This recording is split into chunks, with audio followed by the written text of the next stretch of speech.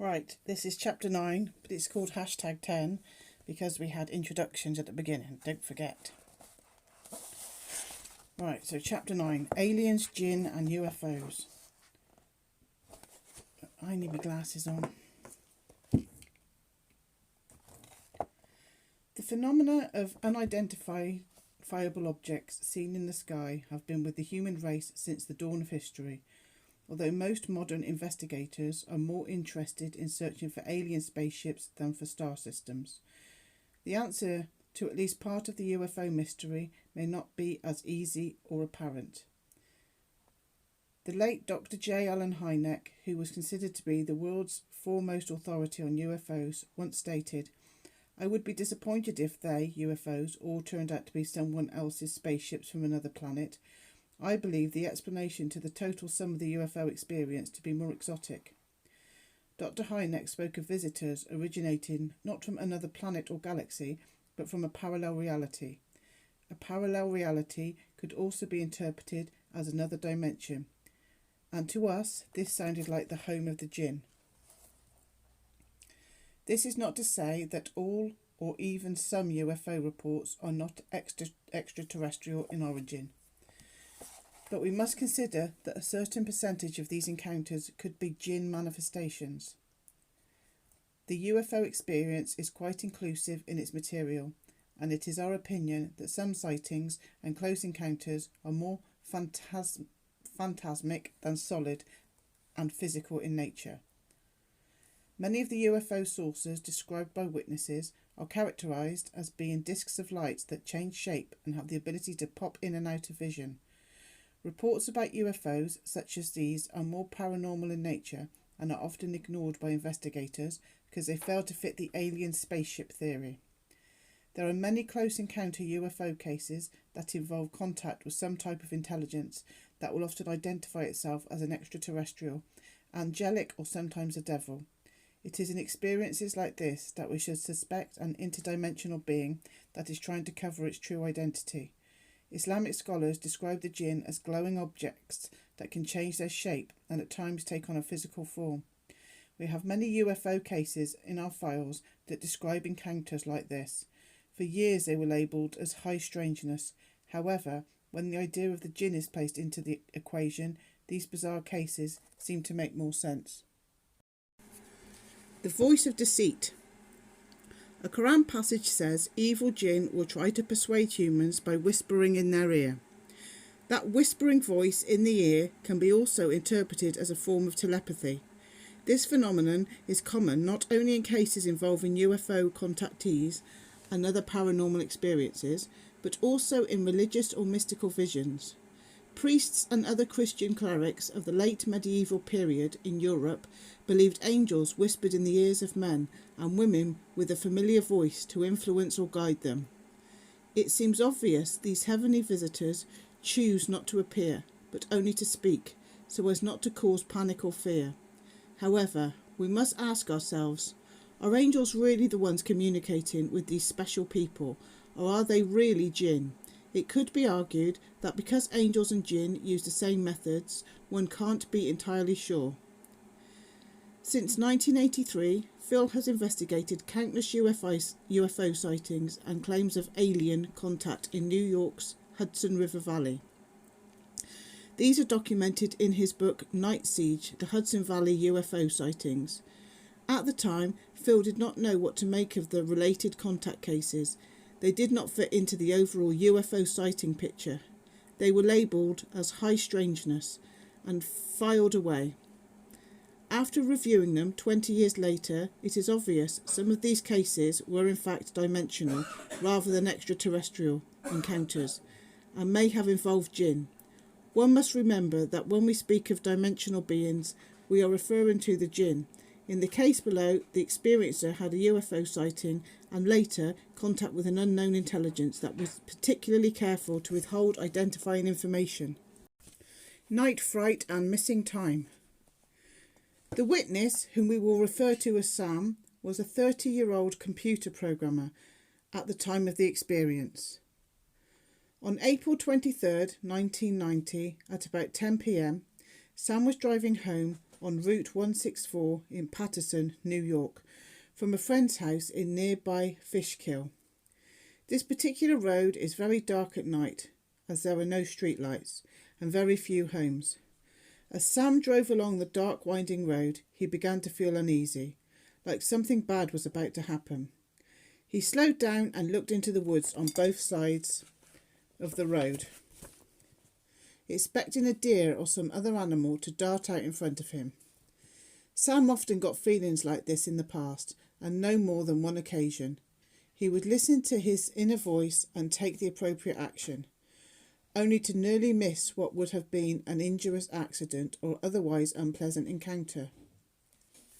On this night, Sam noticed a solid glowing object on his left, just above the tree line. The object was pulsating and was yellow-red in colour. The light seemed too low to be a plane and appeared to be several hundred yards away. The pine trees along the road partially obstructed his view, so he continued to drive, but slowly. He came to a clearing and stopped his car and noticed that the object had gotten much closer to him. As he watched, the object moved directly over his car. Sam rolled down his car window and watched the object for about a minute or so. He decided he wanted to get a better look and stopped the car and got out. He sat on the hood and watched this object, which he described as about the size as a minivan and about 100 feet above his head. The object changed in shape from an oval to a perfect circle. Sam reported feeling heat coming from the object as well. He was surprised to see 5 small figures gathering around the edges of the light as if they were looking at him. He got the impression that this object was some type of window, and although he saw only silhouettes, he was certain they looked humanoid in shape. The object dipped lower and seemed to grow in size. Eventually, it became so large and low that it blocked all of Sam's view of the sky. The object then began to move very slowly, and Sam was amazed that something of that size could move so slowly and be as silent. Sam's amazement gave him the sense that the object was not part of our universe and was peering in from another dimension. Then something strange took place. The next thing Sam remembered was driving down the road, the object completely gone. He did not remember getting back into the car, seeing the object completely pass over, or finding the road again. When Sam finally arrived home, he discovered it was much later than he had thought. He estimates the entire sighting was under 10 minutes, yet the trip home took him 3 hours. He had a difficult time sleeping that night and felt as if something was watching him from the dark corners of his bedroom. For the next week, he woke up in the middle of the night feeling very confused, in a cold sweat, his heart pounding. He somehow knew these episodes of night terror had something to do with the UFO he had seen. As the weeks passed, Sam found it very hard to concentrate on his work and was fearful of going out at night. He felt the UFO was waiting to get him alone in an isolated place. Sam also said that sometime after the sighting, he would wake up in the middle of the night and stare into the dark. He said he felt as if something was in the corner of his room, waiting for him to fall asleep so it could come and get him. This type of fear is not uncommon in such cases. Many witnesses report feeling a personal connection with the UFO they see and feel strongly that some kind of entity is out in the night waiting for them to fall asleep so it can enter their homes and take them. This feeling may actually be some type of psychic connection with this dimensional intelligence. For several weeks, everything seemed to return to normal. Then one night, near the end of June, Sam woke up to find his whole bed vibrating. He looked at the wall across the room and saw a circular hole forming that was jet black. Sam tried to get up, but to his horror realised he was unable to move. He claims he was levitated off of the bed and floated into the opening of some type of vortex. Sam was then found lying on a table in a dark room. Several beings were standing around him. The one near his left side was moving some type of instrument around his head. Sam tried to move, but every part of his body was paralysed. He described the beings as short, with grey skin and round eyes. As he watched, the beings all changed in shape to a glowing light, then into a form that horrified him. They looked like demons with long pointed ears and very ugly gargoyle-like faces. They inserted something into his nose and navel that caused him a great deal of pain. After the insertion procedure was finished, Sam was allowed to get up. One of the beings escorted him through a passage that glowed red. Sam got the impression he was in a cave, but thought that perhaps he had died and was in hell. At no time was there any spoken communication, but Sam knew where the being wanted him to go and what it wanted him to do. He was shown a panel composed of a greyish material that had many projections coming out of it. He looked around. Although the room he was in was dimly lit, he was able to see a corridor to his right that led to another room. The being then looked at him, and he got a strong feeling that he was not allowed to go there. The entity who escorted him then put thoughts in his mind. Sam now knew that they were from another dimension, and he received information that they were once on Earth a long time ago and were in the process of working to come back. Their reason was because unless they did so, their race would become extinct. Then, without warning, Sam found himself back in his bed. Sam believes the beings will come back for him someday, and when they do, he will not be allowed to return. His entire life has changed, and he claims to be some type of mental contact with the dimensional entities. Sam feels he is gathering information for them, and what he sees and experiences is somehow being transmitted. Sam said that although the beings were hesitant to give him detailed information, he knows they came from a desolate plane of existence, and they envy us because our planet is so beautiful. Sam said the beings are angry that humans are polluting Earth, as they themselves made the same mistake a long time ago, and have no real place to call home as a result.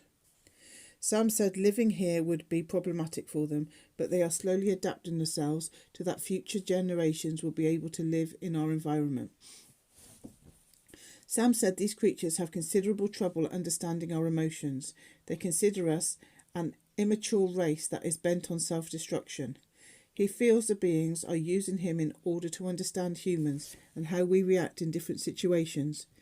Sam is convinced the beings he encountered that night are emissaries from the devil, and they are out to destroy the human race and take over our world so that they can live here.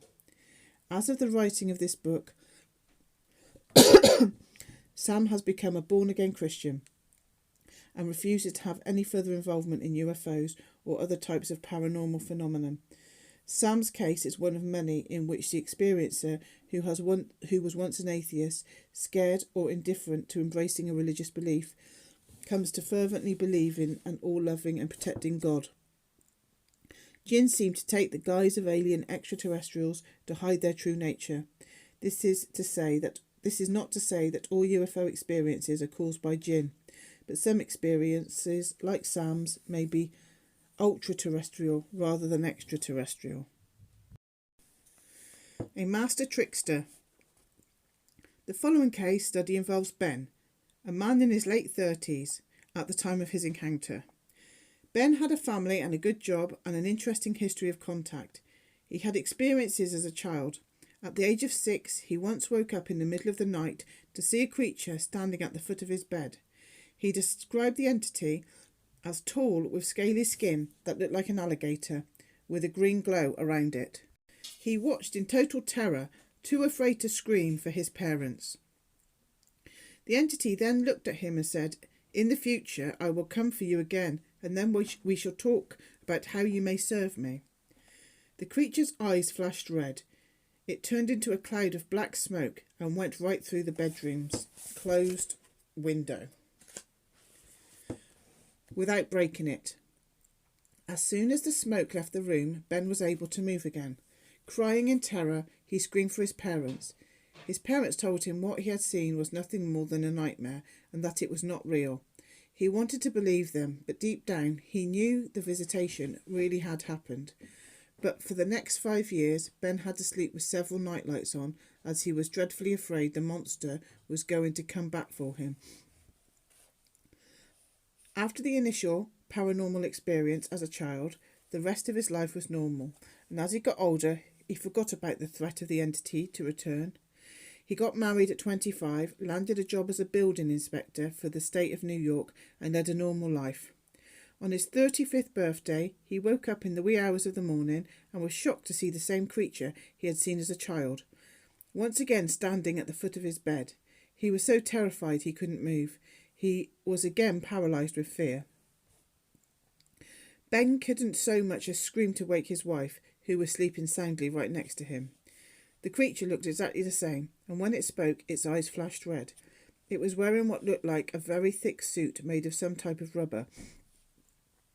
In an interview, Ben told us the creature was so horrible looking, he was sure it was the devil. The being then said in a coarse, deep voice, "I am from another place, another planet if you wish. Do you remember me? I have returned and will be with you until the transition is made." Ben did not understand what this meant, and still has no idea today. The entity said his name was Orlis, and that he was part of an ancient group of beings who have been around since humans were nothing more than monkeys. Orlis said he would make amazing things appear in the sky in the next few days. Just before the creature vanished, Ben heard a voice in his right ear give a number of dates: September 28, September 30 and November 6, all at 8:30 p.m. Sure enough, on all these 3 dates, a large glowing egg-shaped object appeared in the sky over his hometown in Kingston, New York. Dozens of people witnessed the UFO, which was described as yellow in colour and hovering and making circular motions in the sky.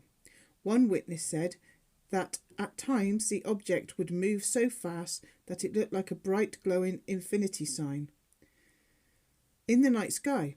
In anticipation for the next 2 dates, Ben called his neighbours just before 8:30 in the evening to watch for the UFO he knew would appear as the being promised. He was correct all 3 times. He and his neighbours watched the sky on those dates and at those times and saw the glowing yellow egg make its strange manoeuvres. The fact that Ben was able to predict when this object would appear was remarkable enough to warrant a visit by us. During our visit, 5 different neighbours corroborated his story. This was the first time in Phil's 30-plus years of investigating UFOs that someone was able to accurately predict when a sighting would take place. Over the next few weeks, we would visit Ben quite frequently, and with each interview, his story would get more incredible. In our first conversation with Ben, he told us he was in mental contact with a being from another universe. He said this being purposely arranged for the UFO to be seen by him and multiple witnesses. The being did this, he said, to prove the contact was real and he was not crazy. Ben was told he was contacted from a very early age and was specially selected to bring information to the human race from a race of ancient people that once lived on Earth. Although the being never told Ben exactly where he was from, he did tell him he was part of a race that was non-physical, composed entirely of energy, existing in another dimension. The being that identified itself as Orlis told Ben that they were responsible for the human race and were trying to straighten things out because an experiment had gone wrong. They were correcting their mistakes by contacting certain people like Ben to give information to help our species. Ben was in contact with the being on a mental level for several months, never actually seeing Orlis in person. The communications became more frequent after photographs were taken. Orlis would wake up Ben at all hours of the night to talk and give him information about future events and UFO sightings around the world. These conversations became a major concern for his wife and 2 children, who would witness Ben having a conversation with nothing but the air. Eventually, Ben learned that he did not have to talk, Orlis could read his thoughts. Soon after, all their conversations were on a telepathic level, Ben thinking the questions and Orlis giving him an immediate answer. Unfortunately, the information Ben received never really checked out. For example, one night Ben called Phil very late to tell him there were going to be a massive UFO sightings over France and major earthquakes and natural disasters within the week, but nothing happened. At one point, it seemed the only correct information Orlis gave Ben was in his initial contact about the UFOs that would appear in the sky. As stated above, this was indeed verified. A number of independent witnesses verified the sightings, and the local paper carried a number of stories. After a time, communications with Orlis became so frequent they began to interfere with Ben's job. While driving his car, Orlis would tell Ben he was going the wrong way, and so Ben would turn around, only to get lost and go on wild goose chases for hours before reaching his destination.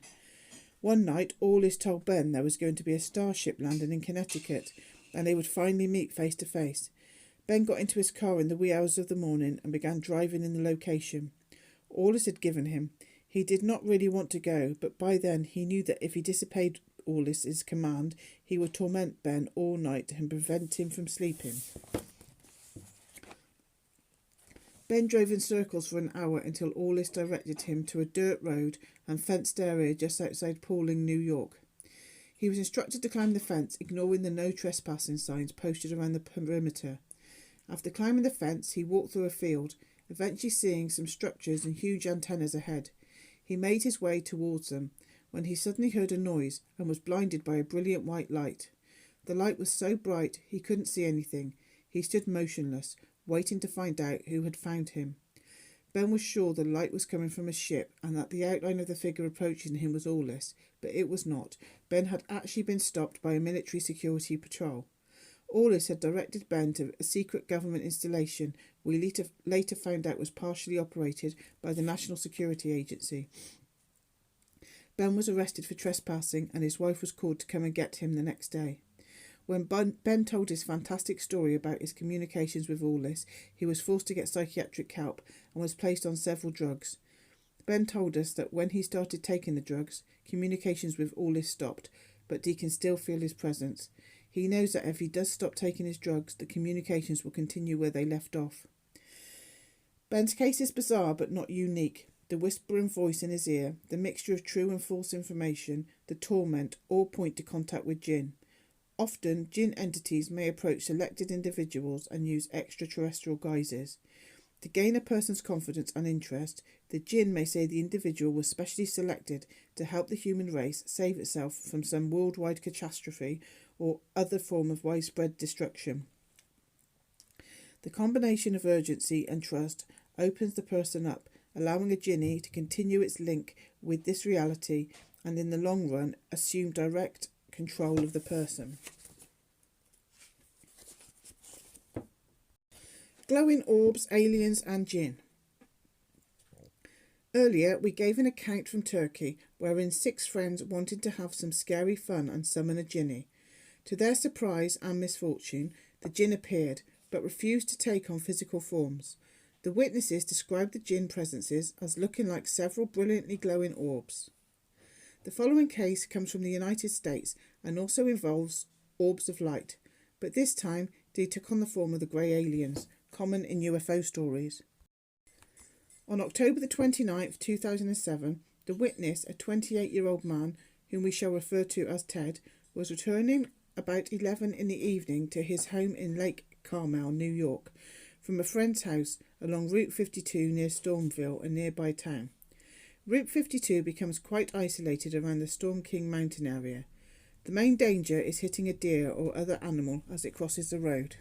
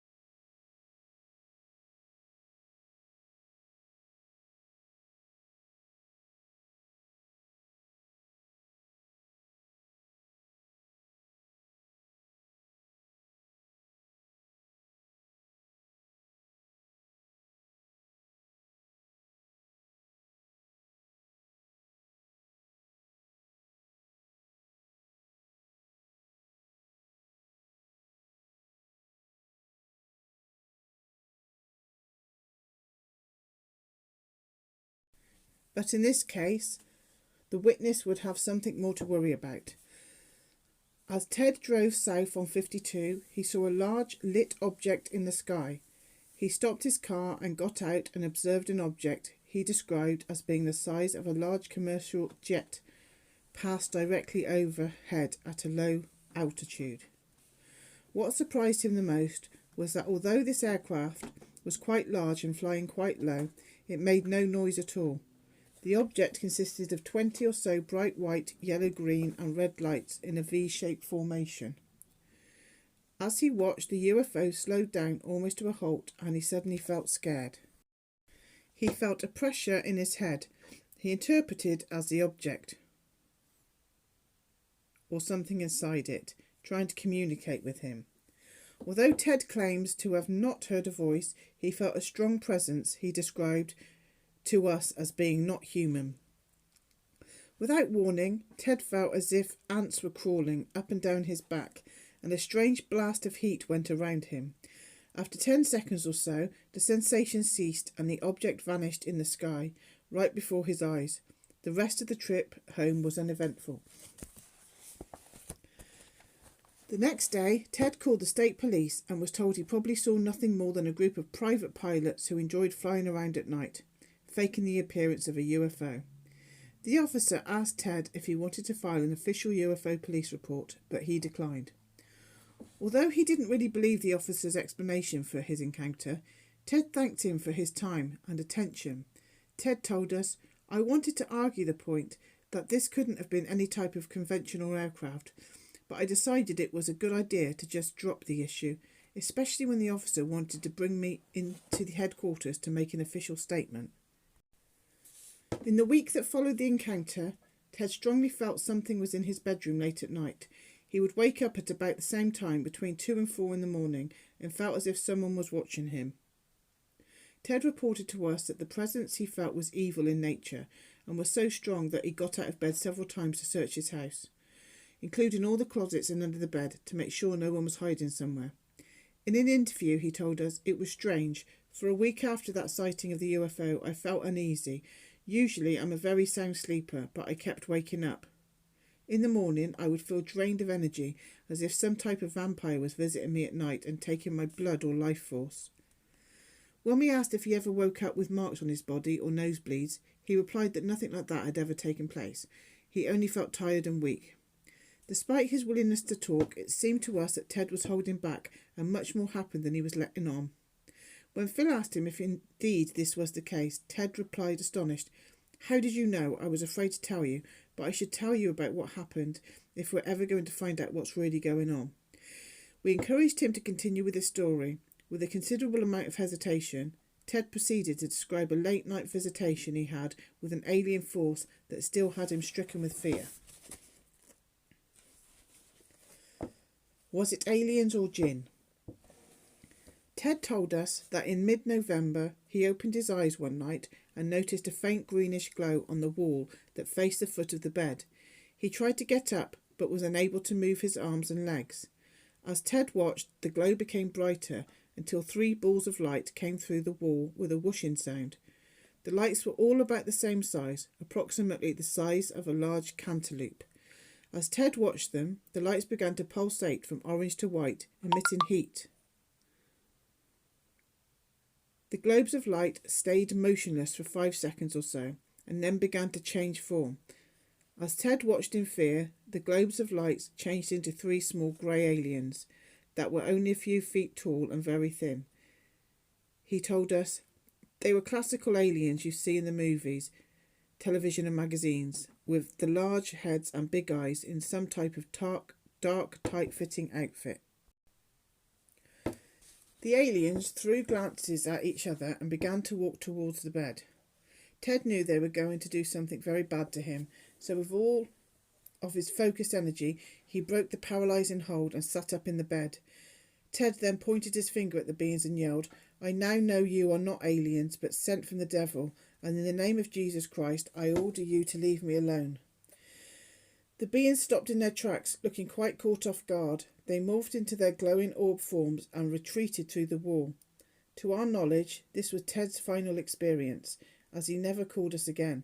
Perhaps once they were unmasked, the Djinn no longer wanted to bother with him.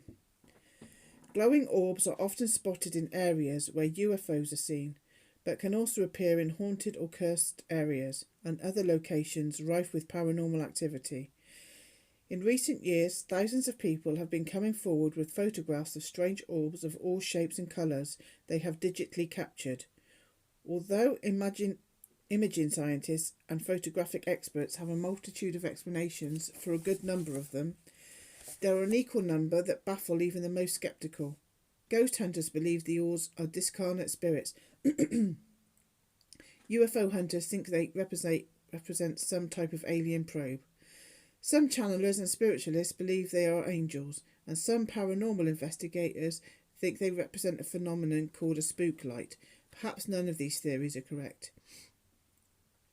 It could very well be that the glowing lights are green Djinn. A possible reason why they are appearing more and more is because our reality is merging with the Djinn world. In many cases, these orbs are invisible to the naked eye and can only be occasionally picked up on digital cameras. These so-called invisible orbs have been imaged in and around the mysterious stone chambers of New York, and also around places Native Americans believe are sacred. Whatever they are, they seem to be dimensional in nature, and most likely are always around us, but out of our limited range of perception. The Cursed Estate, a Djinn portal. The following case came to our attention in the fall of 2007. Shortly after Phil did a radio interview for a syndicated show that broadcasted over most of Northeast America. It involved a retired man named Martin who purchased a house in Holmes, New York. Martin's wife had passed away a number of years ago from a long-term illness, and his children were all adults, married with children of their own. Martin said he was ready to spend some time alone and continue with his life. His home was on several acres of property, and despite being built in 1830, was in pristine condition. He remarked that he was surprised he was able to purchase the 4-bedroom home plus the land at a phenomenally low price. The deal seemed too good to be true, and it immediately made him suspicious. However, the building inspector said the home was sound, so he went ahead and purchased it. After Martin moved in, he would discover the real reason why the house had so many owners since its construction, and why it was always offered well below market value. Martin moved into the new home in the fall of 2006 and was quite excited. It was in a beautiful location and had quite a bit of room for a study, library and workshop. From the first day Martin moved in, strange things began to happen. Lights would turn off and on by themselves. Objects such as loose change, car keys, books, food and even furniture would disappear overnight and never return. During the night he heard footsteps in the house and unusual sounds he thought were electrical in nature. Doors would slam in the wee hours of the morning, causing him to jump out of bed in fear of some invasion. He never found anything.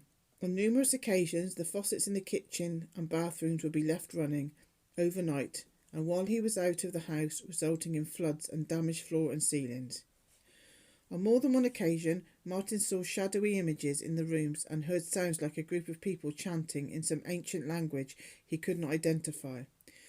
One winter evening, while downstairs having a coffee with 2 friends, they all heard heavy walking in the bedroom above. He told us it sounded like someone had boots on and was pacing back and forth. Martin and his friends ran upstairs to investigate, but found nothing. Objects such as plates, pictures and even candlestick holders would jump off tables and fly across the room, striking him.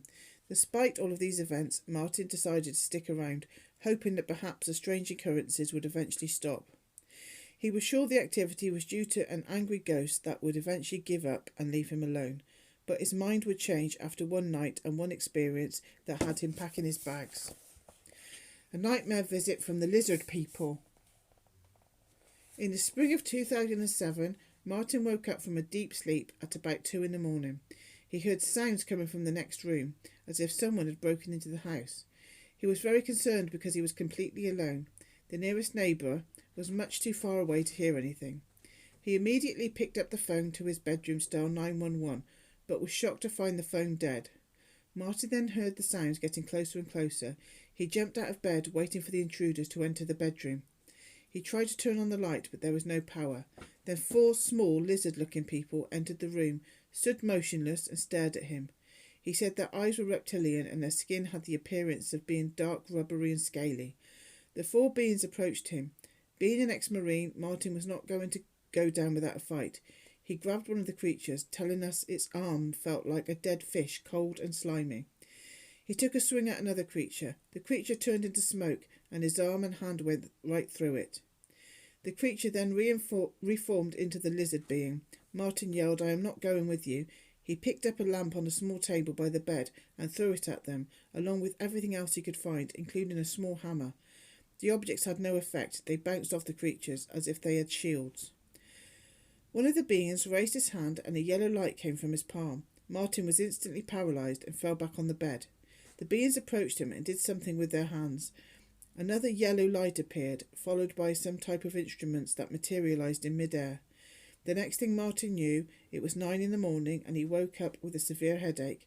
He couldn't find any evidence of his nightmare visitors, but he was sure the previous night's experience was not a dream.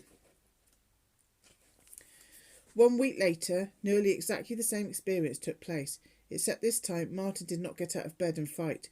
He awoke to see the beings enter the room and was unable to move. Having had enough, Martin soon sold the house, taking a loss on the property. As of the writing of this book, the house's new owners have not reported any strange happenings.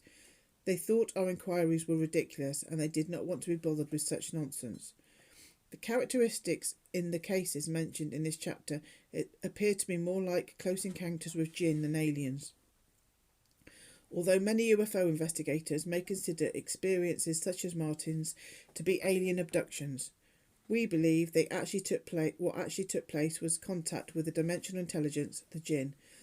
The creatures Martin encountered appeared solid, yet at least one was able to turn into smoke and remorph into a physical being. Also, once again, the preferred appearance was reptilian. We like to note that the reptilian manifestation nearly always induces more fear than the beautiful angelic appearance. Perhaps this is a reason the Djinn choose to appear as such. Fear is a powerful emotion that generates a great deal of energy. It raises a person's pulse and sends the brain into a panic mode. Remember that, according to Islamic belief, Djinn can subsist on physical food and energy, although judging by their costumes, they seem to prefer the latter. In closing, many encounters with what people believe are aliens could actually be Djinn.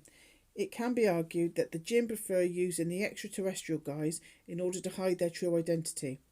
As for the abductions, we do not know why they could be abducting people. Abductees reported medical tests. Could be a diversion that hides something more sinister. Since the 1950s, stories of contacts with aliens have changed from benevolent, involving beings that were merely curious about humans, to frightening stories of horrible monsters that want to experiment on the people of Earth like laboratory animals.